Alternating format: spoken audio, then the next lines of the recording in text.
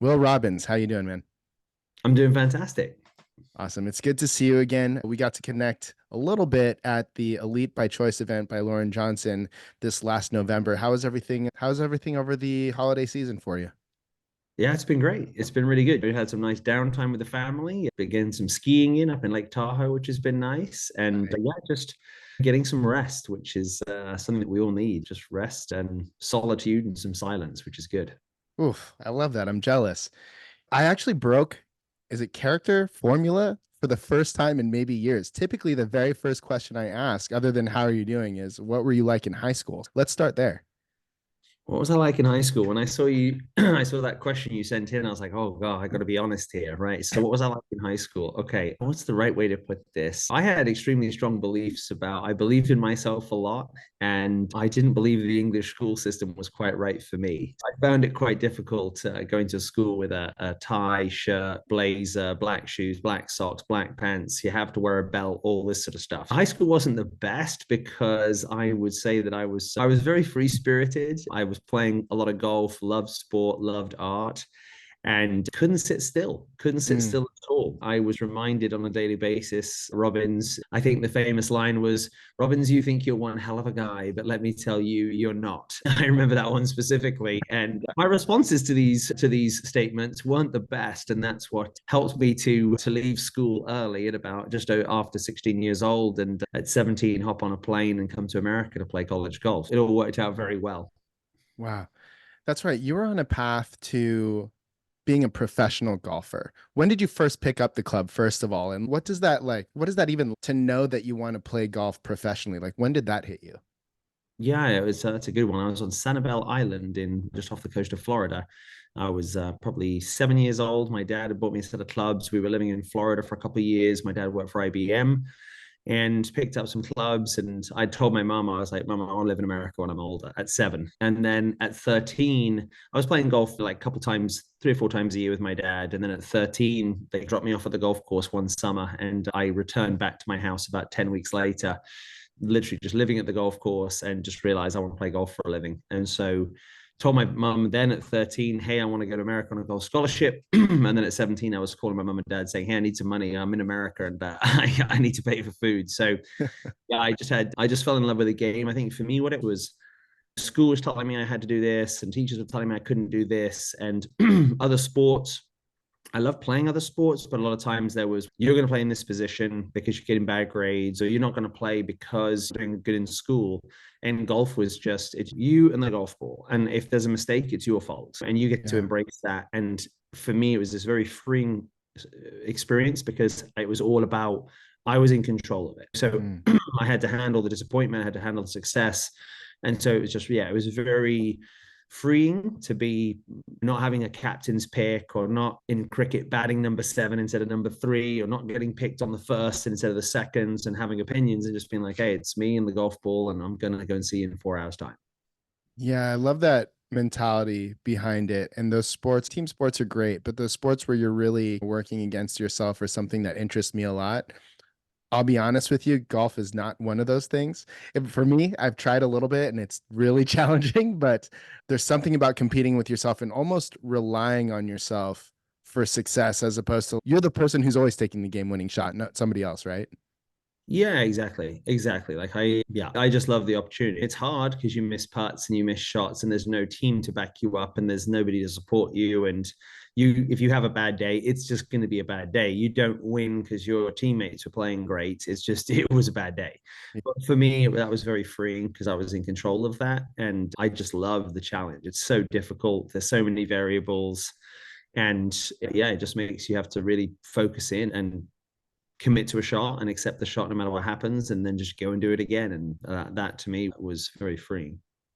So this was all going really well for, you played competitively, played in college, and I don't recall exactly like what timeline it was or how old you were when you started getting sponsorships, those sorts of things. But can you tell us a little bit about that? Yeah, so I played 2 years in Monterey Peninsula at Pebble Beach at Monterey Peninsula Community College, and then I got a scholarship, went to Florida, played at a school called Northwood University, finished up my education, got my bachelor's, went back to California, and I caddied at a very high end private club called Cypress Point. And I was there for a couple of years, and then multiple members said, we'd like to sponsor you and we'd like to help you to play professional golf. And so I was able Mm. to get a great contract put together. And I really saw it as a business. A lot of my friends had gone and played and been like, hey, I got 10 grand and I'm going to go and play 5 tournaments and hope it goes well. I'm like, that sounds like gambling. That doesn't sound like a business. So I put together a 3-year agreement and enough money to travel to all my tournaments and work with my trainers and the mental side of stuff and the travel and everything. And yeah, I just signed that agreement and I just got married, just bought a house and was heading off on my honeymoon. And when I got back, I was going to go to Canadian Q school, play on the Canadian tour for a year. And then my goal would be to go to what was at that time, the web.com. And then that would be the journey towards the PGA Tour. How old were you at this point when you got married? I was 25.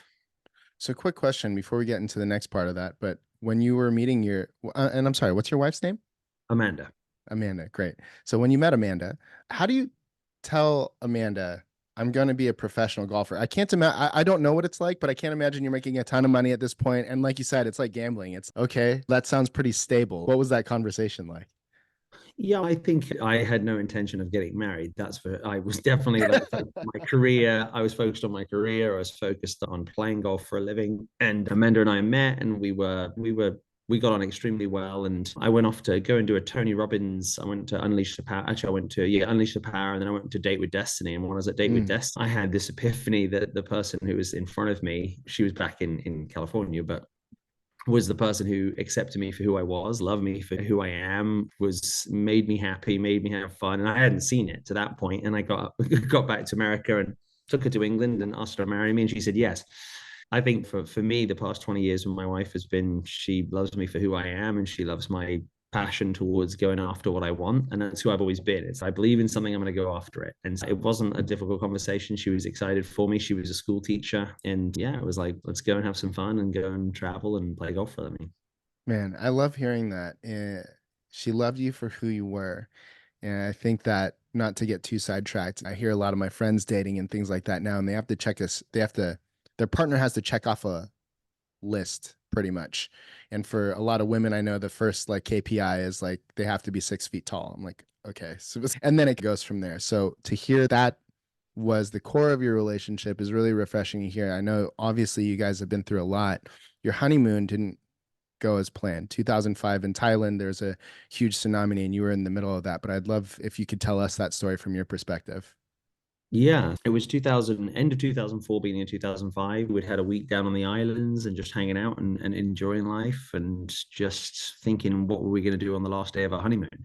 So it was the last day of our honeymoon. And we were thinking, should we spend the day by the pool or should we go ahead and rent another long tail boat and go out for the day and go snorkeling? 45 seconds later, maybe 30 seconds later, my wife was looking me in the eyes saying, this is the end of it, isn't it? And shouting no. And in that 30 seconds, we'd just seen everybody run off and through the hotel, and people were jumping out of the behind from the counter and running out of the hotel, and everyone was screaming in every single direction. No idea what was happening. We didn't know the tsunami was heading to the island. And I was like, wow, what's going on? And for me, it was 2004. So we just got through 9/11. We still haven't got over that, but it was like Mm-hmm. 3 years prior. They just had the Bali bombing at the nightclub in Bali. And so it's like, it's got to be terrorism. I'm thinking someone's got off the boat with a gun or something like this. And so I thought hide. So jumped over a counter, ran through a door, ran into an office, got on our hands and knees and started praying. And that's when just the loudest explosion I've ever heard, which was basically the wave starting to hit the shore, but it just never ended. There was no end to it. It was just and just the room shaking. We're going up and down, and my wife looks me in the eyes and says, "This is it, isn't it?" And I said, "No," and I shouted, "No." And at that very moment, I looked to my right, and the wall, a solid concrete wall, just went straight through us, and so it went Mm-hmm. straight to the side of my head. I went straight through the wall that I was up against. And my wife and I, we let go of each other's hands because of the force. We just slipped out of each other's grip. My wife went up through the ceiling and I went off and I was inside the hotel. It collapsed on top of itself. And so we were inside a washing machine made of concrete and wood. And we were underwater, tumbling and tumbling with no idea what was happening. Like I didn't know it was a tsunami. I had no idea. But I knew I was underwater. I knew I'd let go of my wife. I knew my head had been crushed. I remember the wall hitting me in the side of the head and just feeling the impact. And then realizing, well, denying it for the first I don't know how long it was, 20 seconds, just being like, this is not how I die. I was literally saying this to myself out loud in my head. This is not how I die. This is not how Will Robbins dies. This is not how I die. This is not the end of my life.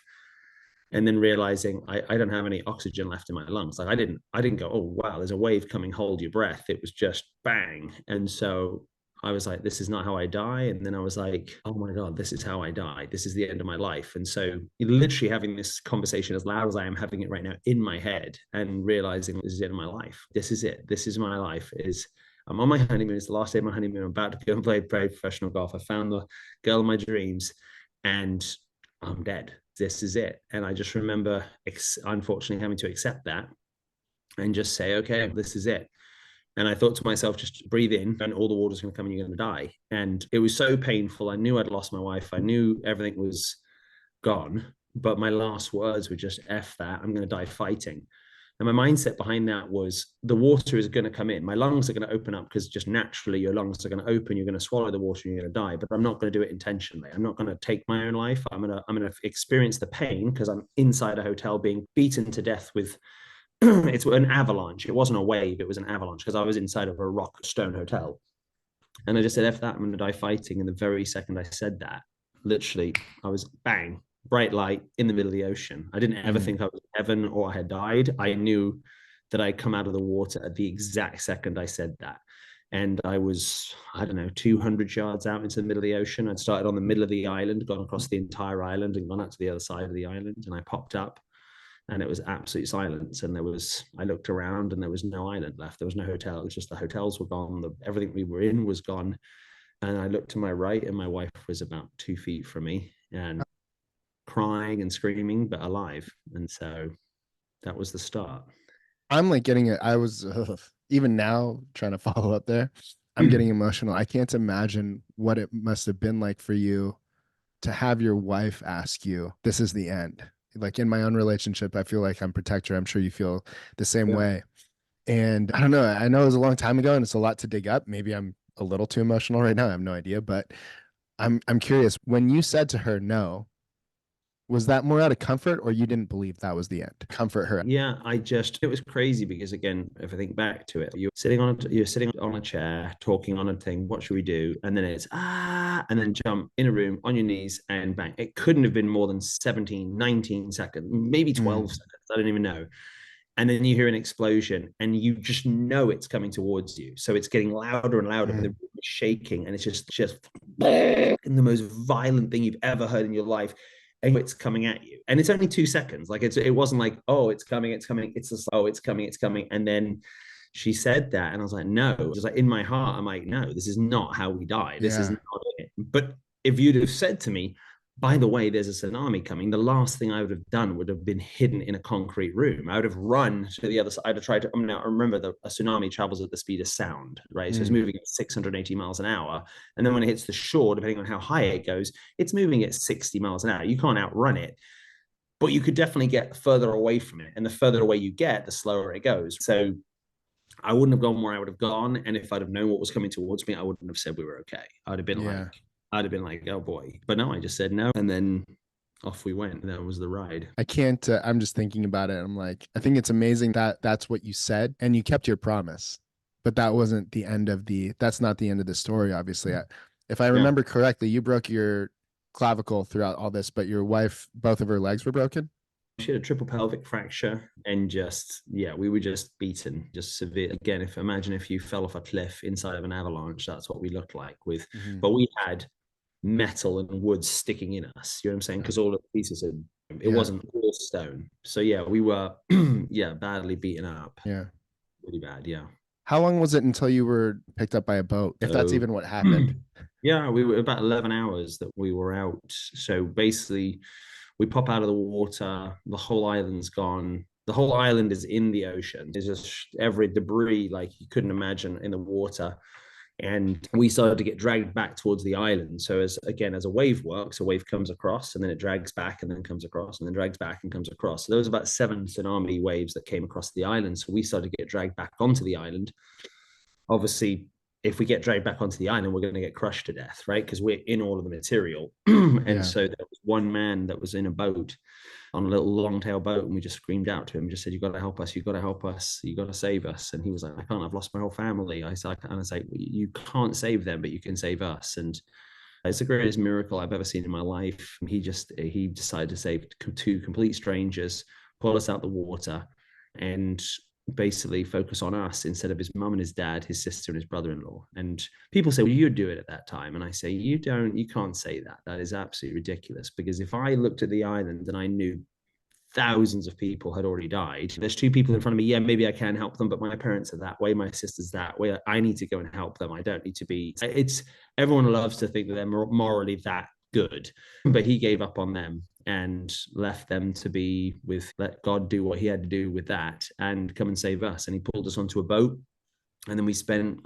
probably, yeah, about, that was 10:30 in the morning. I think we got back to Phuket Island about 11 o'clock at night. Mm. So we were just going from boat to boat with him, just moving us from boat to boat, like these little boats, while we just watched the island get wiped out.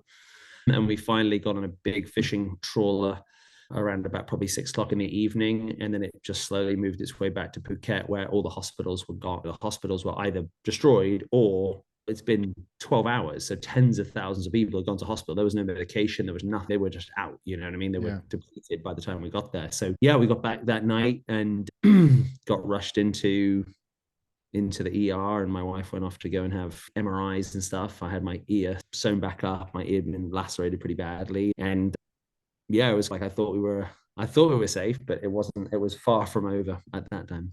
Yeah. You thought you were safe when you were in the ocean type of thing?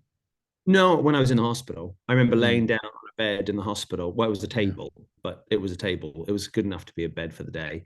And I lay down, and my brain just went, "It's not over. Get up. It's not over. You have to get up." And I physically could not move not one part of my body would move. And I just started yelling. I was like, "Help me!" And every muscle in my abs, in my core, everything was blown out. And I was just Yeah. like, I had to have. I'm in Thailand, so Thai nurses aren't particularly big. I had to have like literally 3 or 4 nurses lift me, and I was just like, "It's not over. You've got to find. We've got to." My wife was alongside me in a ton of pain. She was on Advil with a triple pelvic fracture or paracetamol. There was no medication, and I was like, "She could be internally bleeding. She could be Yeah. paralyzed. You've just got to get out of here. You've got to get away." And so I just started stumbling around the hospital and search for the American consular and get hold of people to try and get hold of my parents and my in-laws to be like, we have to get a medical evacuation out of here because we need to get to a real hospital. And yeah, it was pretty wild. My parents found out that we were okay because the next morning in the newspaper, the front page of the newspaper was me and my wife walking through that hospital door, me covered head to toe in blood, and my wife on a table, on a door, being carried into the hospital.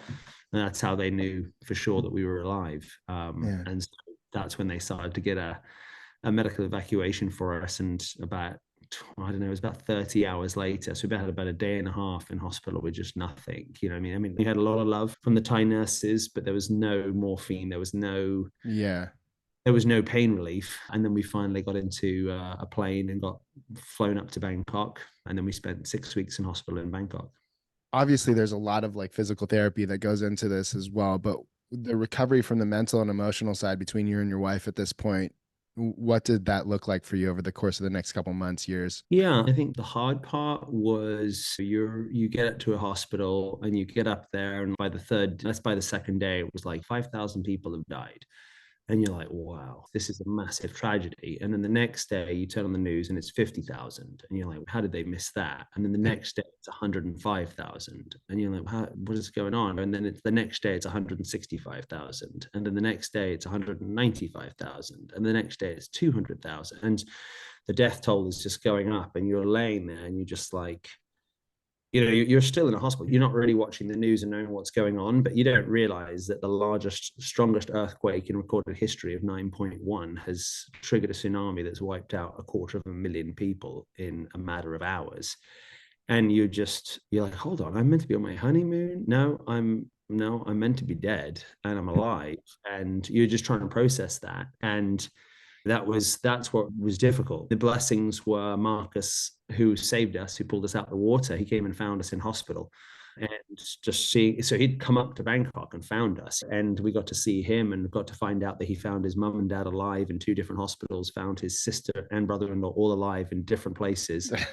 And so it was the highlights of that. It was the highlights of that, and then the difficulties of a little kid, baby Hannes, who was probably like 7 months old, in a crib Mm, next to you, and you're just like, where's this kid's parents? Like, these kids, this kid needs a parent. Like, he needs their parents to show up. And then being in the elevator, coming up to go back and see Amanda, and realizing I'm in the elevator with his dad, and being like, I'm so happy for you guys. I'm so happy. And it's bittersweet. His mum didn't make it. And just being like, just having emotions on a daily basis where you're just like, wow, to have my wife next to me and to be alive and to have this is just a miracle. And just finding out about people that you saw on the island who died, and it was just a real hard time, and it was really tough. And then what we tried to do, a lot of news companies came in, and National Geographic and stuff like this, and they came and spoke with us, and we just tried to be a voice of light. I remember during 9/11, when you heard of the families that they got the phone calls, or there were the positive things that happened, or just the things where you just felt like, okay, the world is still a good place, even though it's a dark place right now. mm, So we just tried to share a message, and we tried to share that message of positivity and some good things that happened. But spending 6 weeks in hospital in a lot of pain, having my wife having severe nightmares, I couldn't move to the right because I had a broken shoulder. I couldn't move to the left because I couldn't move to the left because of my shoulder. I couldn't move to the right because of my thing. So I couldn't sleep. I didn't sleep for weeks, and being in pain, and being just, my wife and I had a very different perspective on it. She had lost everything, and she couldn't walk. And for me, I'd seen it as, wow, this is a blessing. We're alive. And neither of them are wrong or right. My wife's completely right for what she experienced, and completely right for what I experienced. But it was very hard early on in a marriage to be like, I see it this way. And it's, yeah, but I mm, was in the room too, and I don't see it that way. Like, it was literally black and white. And not I was positive and she was negative. It's, she got hurt from the body down, the leg, hips down. I was hurt from the head up, from the hips up. She saw how much she had lost. I saw how much we'd gained. And so it was really hard in an early marriage to be in a ton of pain with PTSD, not sleeping, on a ton of medication, having been in the same room, experienced the so-called same thing, but having different perspectives on it, and learning how to communicate through that, and learning how to accept each other, and learning how to go through that. So it's definitely not an easy way to start a marriage. It was a 6 week honeymoon, so we were lucky. I mean, that's a blessing. Most people don't get 6 weeks, well, 8 weeks actually. But it was, yeah, it was very difficult. But again, we had a lot of people praying for us. We had a lot of people supporting us, and God just looked after us. And and I wasn't a Christian at the time, and I mm. wasn't a person of huge faith. But throughout it, it was like God just carried me the whole way through this, and protected us through it. And that's when my journey of faith really started, was starting to go through the struggles of recovery. And we're 20 years on, 20 years this coming year, and we're definitely not over it. We'll never be over it, that's for a Yeah. fact. But yeah, it forms and shapes and molds who you are, and yeah, it's a blessing, and it's a blessing where we ended up. You go from on the verge of accomplishing a childhood dream of becoming a professional golfer. You go through this, incredible is a weird word, but incredible is the word that I'm going to use. Experience, life or death, and you go through recovery. You're obviously not the same physically. And I know that your golf career takes a toll at this point.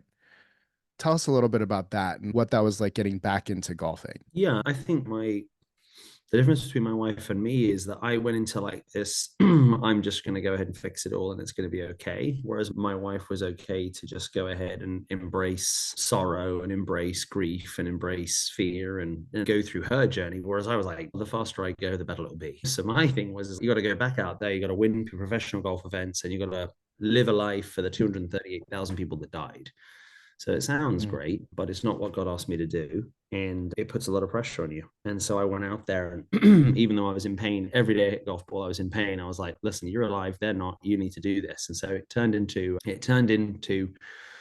when it all happened, I surrendered, and God gave me my life, and he just looked after me. And then within about 5 months, I started to pick up the pieces and go, okay, now it's my turn, God. Like, I got to prove this to you, and I've got to go after it. And so it led to me getting back to golf, and putting too much pressure on myself, and struggling, and being in pain. And and not being grateful. It was like, I'm losing these people, sponsors money, and I'm not playing good golf. And it's just, what's wrong? You got to play better.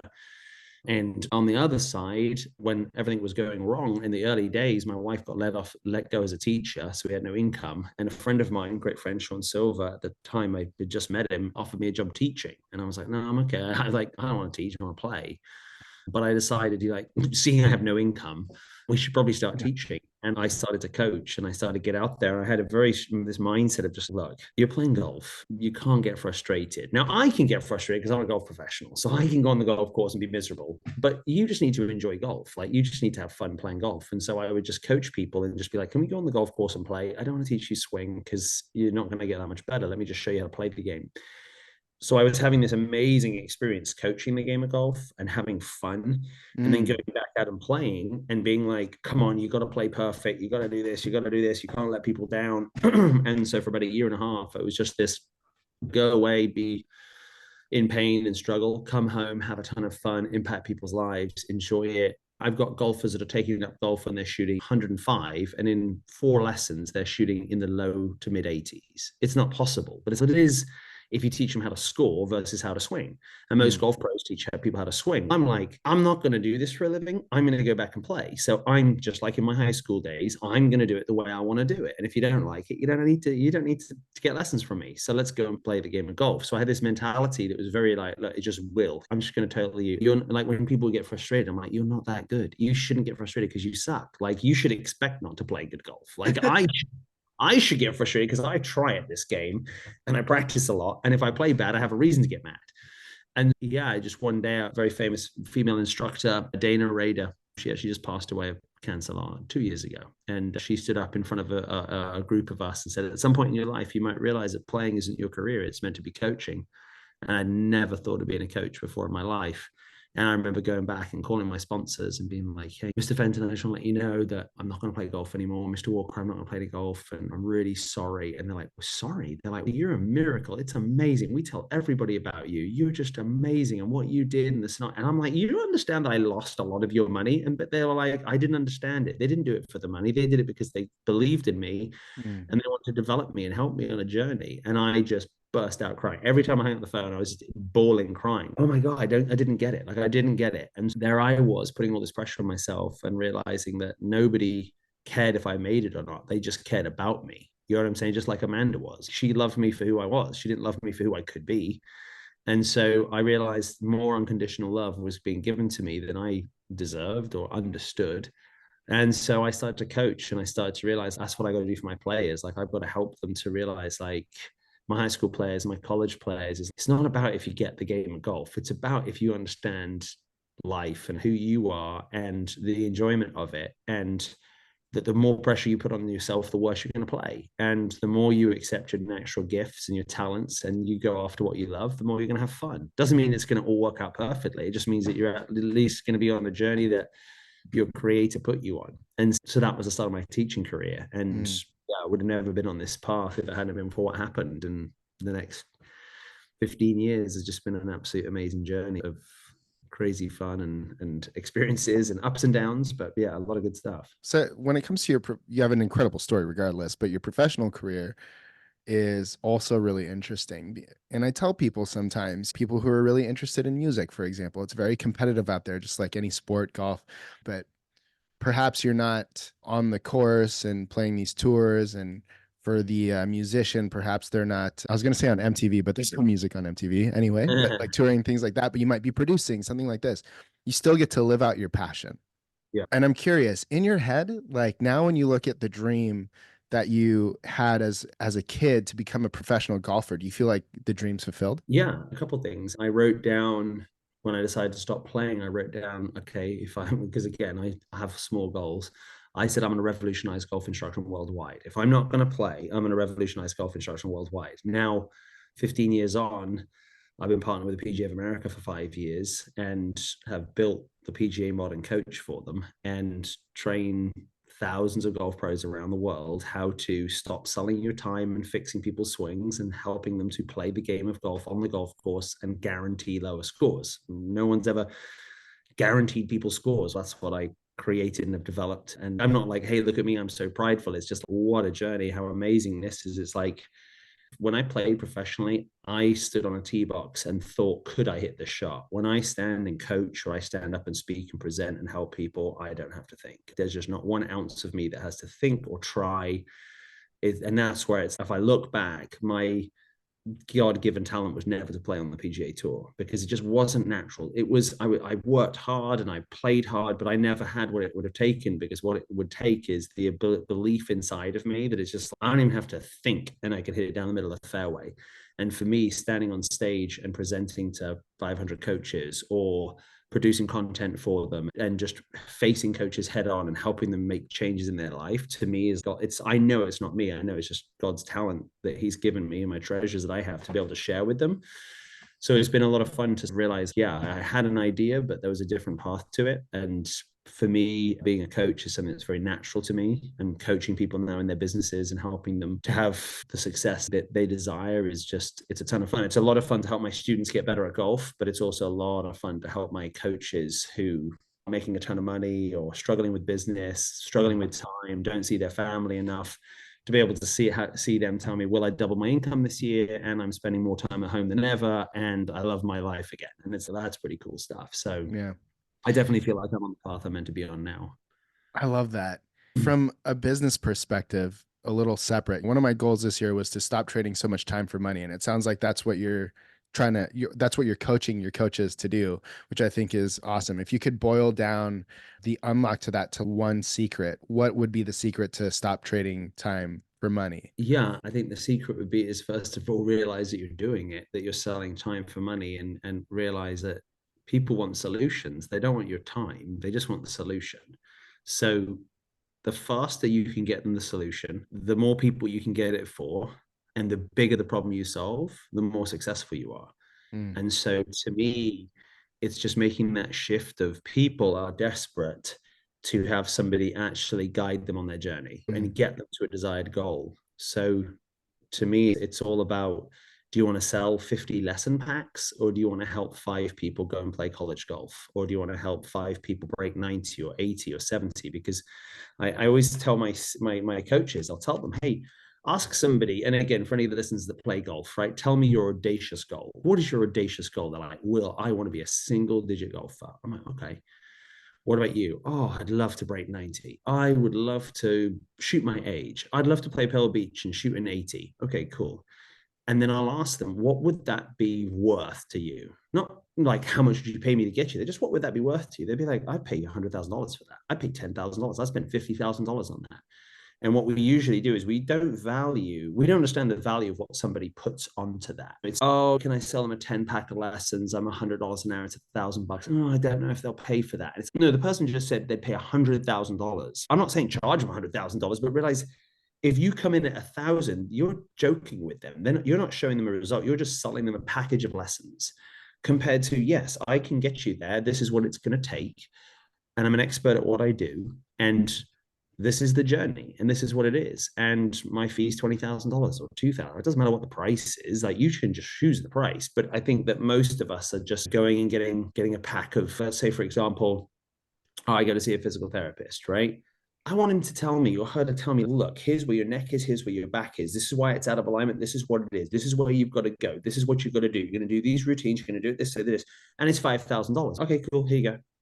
Because being out of pain, what's that worth to you? 500,000? Yeah, 5,000. Here you go. Like, I don't have $500,000 to give, but if you could guarantee it, here you go. So I think that the big shift is just getting away from, stop selling people and start solving their problems. And the more mm. you focus on that, and like really being honest, if you can't solve their problem, don't sell them anything. If you're like, I can't do that, it's, don't sell them. Right? So I think that, to me, is really the focus for all of us, is to figure out, what problems do we solve? And then, what's our gifts? Like, what's God really given you? Whether you believe in God or not, that's fine. Okay. But I'm just saying is, whatever you believe in, you have some talent, you have some things that you're like, I'm freakishly good at this. I don't even have to think about it. I'm just really naturally good at it. So that's probably where you'd want to head, right? If that inspires passion in you, you're probably going to be better than the average person who goes and works 20 hours a week on it. You might get to that in 20 minutes. So I think that the more you follow what you're naturally good at and embrace that, and then focus on the solutions that you provide, the more you can shift to here's the outcome. And then I think the other thing I would say is we started with is what's valuable to you. Like what's valuable, I'm just gonna be honest, is money. Okay, and I'm not saying this, oh yeah, money, time. I'm just, my experience is this: freedom of time is more important than freedom of money. Mm. Freedom of money is like, oh, I could lose my house today. I could get, who knows, my bank account could be empty. I don't know. Like, I'm in control of it. But freedom of time to be able to go ski with my kids tomorrow and spend a couple of days on the slopes, and then to coach my daughter's lacrosse team and see my son play rugby and go and do the things I love to do and go and create content. There's no price on that. So I think that the willingness to really start to value time is the thing, right? To slow down and to be like, hey, I don't need to rush and do 100 things. I need to do one or two things really well, and then enjoy those. And that's a challenge I have every day, because I have 100 new ideas come into my head in the first 14 seconds of my morning, right? And I have Yeah. to be like, that's great, but let's just go ahead and have breakfast. You know what I mean? And it's Yeah. just go ahead and get the kids to school. You always want to create more and do more, but that's what gets me into the cycle of spin of crazy and headaches, frustration. And it's more important for me really to let's slow down and just, what am I good at? What can I get rid of? And just be more effective at that. And that's a constant, battle that I have, and what I work on with my mentors and my support team is just to stay on the track. Yeah. So, what an incredible journey you go from on the brink of a dream to having everything almost swiped away from you, and then just the whole like F that, this isn't how I go. And you come and you end up being not just successful for yourself, but you're successful for so many people. You fulfilled so many promises that you didn't even know you were making. At least when I hear the story, it's like how that wasn't the end of the story for you and Amanda, how you promised yourself you were going to be a professional golfer, and now you're helping all these people fulfill their own dreams and things like that. It's such an incredible thing. And you mentioned that when you were at the time of the tsunami coming, you weren't necessarily a Christian at that point, or your faith wasn't as strong, your relationship wasn't that good. Can you tell us a little bit about how that's shifted over the years? Yeah. So I go through the tsunami, and I experience God's grace, like truly experience His grace. Is everything that had to fall into place just happened, and it was like I said, oh, you've lost your job. The next day, oh, by the way, would you like to be a golf instructor and make some money? Our insurance company drops us because we didn't have flood insurance, no, earthquake insurance, because it was started by an earthquake 1,000 miles away in Sumatra. So we didn't get that. The next day, our insurance company shows up with $10,000. The next day, the Red Cross, like just stuff that was like, I just didn't. I was like, it's going to be fine. It's going to be fine. And I'm not a it's going to be fine person. I got to get it done. And so it was just pure grace. What happened was I then started to grab back onto things, and I started to grab and grab and grab and grab. And I think that like my journey was God saying to me this idea of, look, I let you experience grace and you surrendered, but now you need to know who I am and you need to surrender your life to me. And so it got to a point where I just started to, you wouldn't think someone who was doing what I was doing on the outside, doing great, having all the success, wonderful wife, wonderful home, wonderful job, but I was trying so hard to do stuff and trying to run my business and not letting God in. And I got to a point where I was drinking a lot, and I didn't want to be drinking, and I was struggling mentally, and I just started to get depressed, and I felt like my brother and me fell out and had a huge argument. My parents, I felt sided with him. This is all delusion in my head. It wasn't what was really happening, but in my head, it was happening. And I remember getting to a point where literally I was like, I don't feel like living. And I was in pain. I was hurting really badly. And it was really tough, because it's like 238,000 people died and you don't feel like living. I'm like, this is what happens. My understanding now is when I take back my life and I think I can control it, that's where I go to. I go to selfishness, self-centeredness, self-pity, and I just can't see truth. And so I remember going back to England and just really just in so much pain and so much struggle. And one of my friends was one of my best buddies. He was like, yeah, man, I'm in AA. And I'm like, what the heck are you talking about? I'm like, you're not in AA. I'm like, I used to say, you're not an alcoholic. Because if you're an alcoholic, I'm probably an alcoholic. And I just remember part of the program is attraction rather than promotion, which is what I love about Alcoholics Anonymous. I think church can be a lot of promotion, whereas attraction, it's I want what you have. I just remember asking him, I'm like, hey, can I come to a meeting with you? I went to a meeting with him and I just felt at home. I just felt completely, I couldn't believe how honest these people were being. I was like, why would you share that with us? That's insane. Like I could never, I'm a comedian. I got to be happy in front of everybody. I can't say anything negative. And I was like, this is crazy. So I got back to the States and I was like, well, if there's a meeting close by, I'll go to it. And well, there was one at the end of my street. And so I went to it and I took some suggestions, got a sponsor. And within a couple of months, I was like, I haven't been thinking about drinking. Like I haven't had anything to drink in 90 days and I have no desire to drink. And it was just completely gone. And so for me in AA, it's an amazing program. It's a spiritual program. It's not about, oh God, it's a God of your understanding. But I was like, hold on. I was like, I've tried to stop drinking for 10 years and I surrendered and I went through a fourth and fifth step, but I'm making amends and now I have no desire. Not I'm trying not to drink. It's I can pour drinks for people. I can do, and I have no thought in my head of drinking. I was like, I can't go ahead and just be like a God of my understanding because something external greater than me did this. Mm-hmm. And so that's what I've got to understand who is my God. I want a name. And so I'd gone to church as a kid, Easter, Christmas. My mom and dad, my mom had always read me the parables. I felt like I was what a Christian was, but I thought it was just someone who did good stuff, didn't sweat, which I'm bad at. I'd actually on the beach the day before the tsunami, I'd been reading a Bible that my brother-in-law, who was a youth pastor, had given me. And I was reading it going like, this stuff is amazing. Like what Christ was telling us in the gospel was amazing. And really, it's just how I need a caddy to be. So I have a ministry called Christ is my caddy. And it's Christ is caddy for you. How would he talk to you? He'd tell you, this game will give you trouble. This life will give you trouble, but I've overcome the world. Rest in me.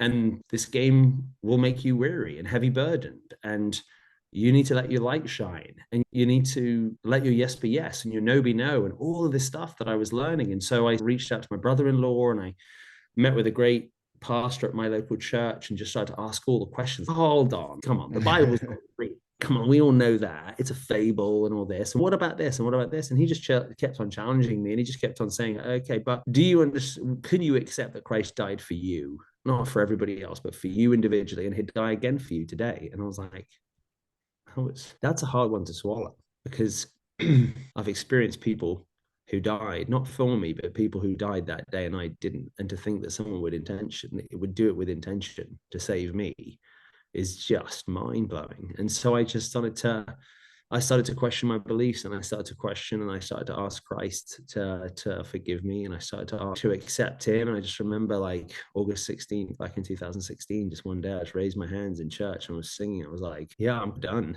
And I'd like somebody else to run the show. And so I gave my life to Christ that day. And every day ever since, I've kicked and fired and screamed to hold on to my life.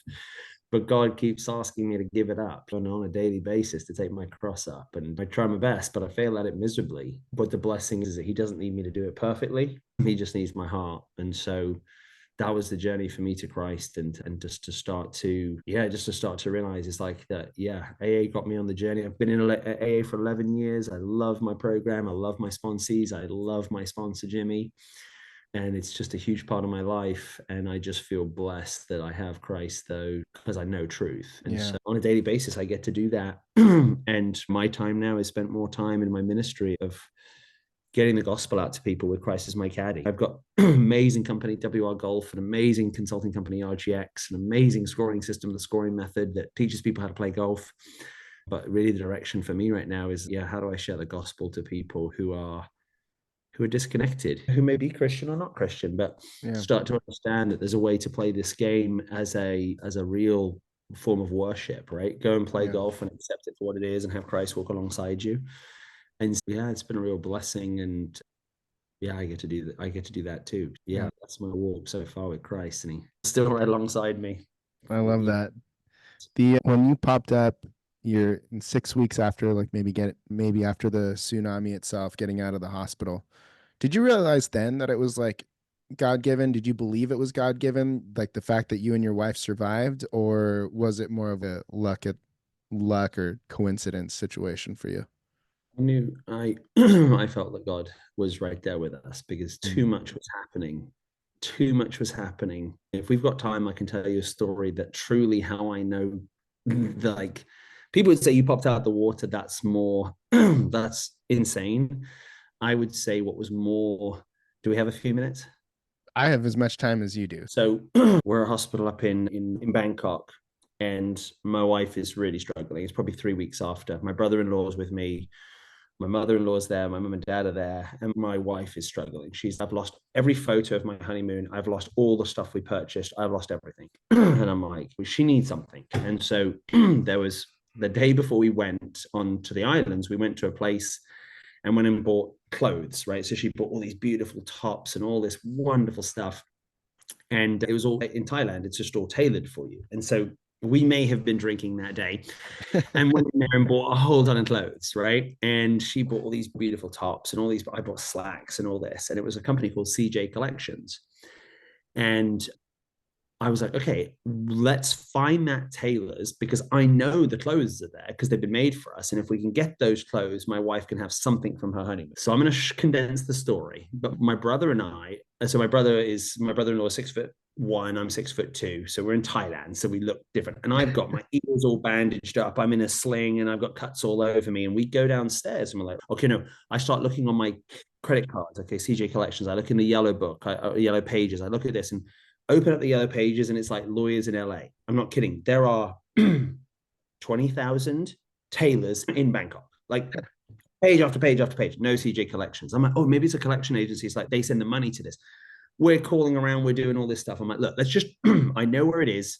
Let's get in and let's go and find it. So we go downstairs. We start driving and I'm like, oh, do you know CJ Collections? They're like, CJ? No, we don't know CJ. Okay, we driving around in Bangkok. If you've ever been, there's 8 million people in a very small place and there's a river that goes through it. And I'm like, I know it's down here. I know it's down here. And we're driving around and it's hot and we're driving and we're going the wrong way. And now it's 9 o'clock, 10 o'clock, 11 o'clock, 12 o'clock, 1 o'clock, 2 o'clock. And we are way up north up here. And I remember it. We were on a little street. I had been drinking, okay? So I had a few beers. We're on a little street and it was down by the river. And we're up here on a 5-lane major street, 5 lanes each side going this way. And it is just heaving, packed, slam packed. And it's just, this is a disaster. Like, we're never going to get anything from my wife. This is not going to happen. And we're just starting to realize, imagine if someone said to you, hey, I went to a McDonald's in America. And you're like, okay, what state? It's no, I went to a McDonald's, find the McDonald's. That's literally how insane this is.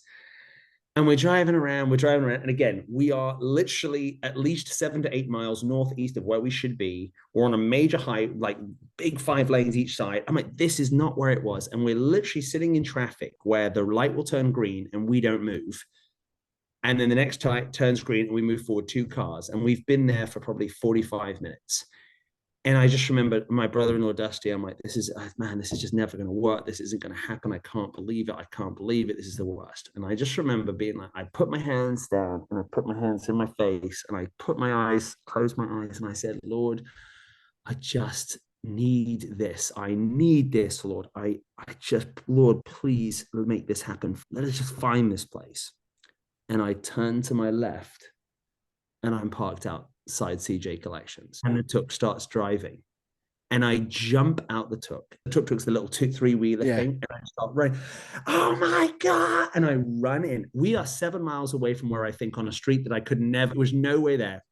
I bust in the door. I'm like, oh my God. And they're like, we thought you were dead. We thought you died in the tsunami. I mean, yeah, I lived through the tsunami. I mean, listen, and I'm all about, I just found them, but they're like, I'm covered in band-aids. They're like, you lived through the tsunami like this. Forget the tsunami. I just found you a place like this. I was parked outside CJ Collections, 7 miles away from where I thought it should be, on the wrong street. And I opened my eyes. If I had opened my eyes 1,000th of a second later, I'd have passed it. And I ran in there. We grabbed the stuff. We go back, we get to the hospital, we run into the hospital. I'm like, sweetie, look, we found it. And my wife was like, why did it take you so long? Honestly, she's like, it's 5 o'clock. And I'm just like, I just burst out laughing. I'm just like, babe, you don't stop. I just experienced the greatest miracle of my life. And you think I should have been back 2 hours ago. But like that, honestly, I know that sounds crazy, but if you've ever been to Thailand, but it's like being in New York City and saying I had pizza in New York City. Yeah. Somewhere in Manhattan, I had pizza. Yeah. Could you find it for me?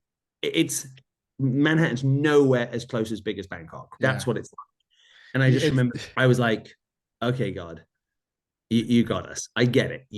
I get it. And so even when you see miracles like that,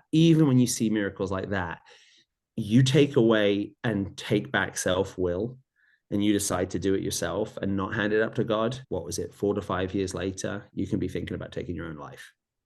And so I just want to be honest with people. It's like Mm. the walk with Christ and the walk in faith is a daily walk to realize I'm a sinner, I'm broken, my flesh wants to take me over, my lust, but the lust of the eyes, lust of the flesh, pride is going to take me over.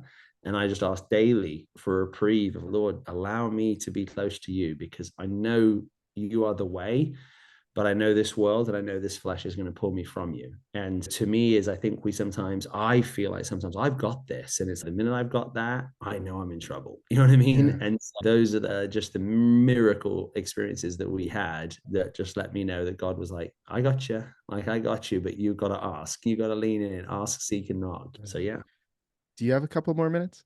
I want to be I do. respectful of your time Yeah. as well. How is your wife today? She's great. Physically. Physically, yeah, you would never know. She was back up walking within 6 weeks. She went back to school and did summer school that year. I had to pull her out of summer school because it was too much, but she's a trooper. She had our two wonderful children, natural births, and is amazing. We have a 10-year-old and an 8-year-old, so we can both be very tired at times, but she's amazing. She's Yeah. amazing. She's had a much different journey from me with just PTSD and just the journey of that. And but yeah, she still loves me and she's still with me, which is an absolute miracle in itself. Because you can tell I'm I probably a little I was quick. trying to find like the appropriate way to ask. Your wife can walk again, right? Like Yeah, without yeah, she walks. Yeah, she's yeah. amazing. Like they were doing within 5 weeks, they had what I would call Zimmer frames. You guys would have called walkers, where Mm. we had the Zimmer frame Olympics on our floor because there were several girls who had broken legs, broken hips, and pelvis and stuff, and they were literally doing races. And there was my wife doing strides down there. So the next 3 days she couldn't walk because she hadn't walked in 4.5 weeks. And she's amazing. She's unbelievably strong. And yeah, she's got through that and just been an amazing mother and again supports me in all my craziness and my journey and continues to love me for who I am, which is an I absolute love blessing. that, man. Yeah, and I want to wrap with this topic a little bit because I still feel like I am still new in marriage, especially compared to the things that you've gone through and how long you've been married. But she agrees to marry you, which is I get it too. I feel like I was a riffraff when my wife and I met. I was like, you love me for who I am, and I don't have to pretend to be something I'm not. Our Yeah, first date, I gave her all the dirt so that it could never come up in the future, type of thing. But then you guys go through that tsunami is crazy because we talk about the tsunami, but we don't. I can only imagine the emotional things you had to deal with together as a couple, you supporting her, her supporting you, then the financial things. I'm sure there was a lot of that. You both lost your income and then like recovering all the way to that. And then it sounds like today you're thriving. So I guess the question is, what goes into a 20-year marriage that also survived a tsunami? What is the um secret to be as in love and as ecstatic as you are? And I just want to point out one thing before you answer that question. I'm sorry. I know that you're a good guy because you're busted up, broken, and your wife is broke. And like almost it could come off as like the smallest thing. It's wait, we just survived a tsunami and you're caring about your clothes, but you went out and you did the thing like for hours. And that's a different kind of love. Like I get that. You just want to do anything at all yeah, to make your wife smile. And I yeah. love that. So, what's the secret? How do you get through 20 years? How do you get through 20 years? Marry someone who's extremely patient. I would say that's one thing. That's what I did. Thank God. Yeah. I think if I was going to give any insights, it would be like ask for help. I think that's a key thing. Is that we've had some great counselors and some great people who've helped us, pastors and friends, to help us through our journey. I think you got to look at it as like when we used to go to counseling, it was always like you and I versus us together, and we're going to go and see this counselor. And sometimes we'd even laugh like that counselor's crazy. We're not going to stay with them. That was like it was us becoming a team and starting to learn how to just be like why fight? It's now we fought a lot, right? And we had fights, but we go through this cycle, and then you all go through the cycle, and then you're upset, and then you're like, oh, no, I'm sorry. And I think over time we just quickly started to learn like we're in this together, and let's just not do that. You know what I mean? Let's not go down that path. You know what I mean? And so I think for me, it was lots of prayer, counseling, asking for help, And then I think huge stuff for me with it, like celebrate recovery. If maybe you're an alcoholic or an addict, but maybe you just want recovery. And if you go through the 12 steps, it was based off of first century Christianity. The Oxford group created it, and then Bill Wilson went there and then turned it into the 12 steps and 6 steps of first century Christianity. But it's about looking at yourself, cleaning up your side of the street, asking for God's forgiveness, starting to understand your flaws and character defects, making amends to people, sharing it with another person and God. And I think that's been a huge help, because I've been able to be humbled a lot more through my journey. So I think that, yeah, you just got to continue to work on yourselves. I think probably the biggest thing for me, the lesson I have learned, is so often I was trying to fix my wife. I was like, babe, you need to go to NLP and EFT and EMDR. And these are all amazing types of therapy if you have PTSD. But sometimes just be like, hey, babe, I get it. Like, this sucks. Like, you lost all your photos. You lost everything we purchased. We lost all of it. And you know what? It sucks. And I get it. You have something to be upset about.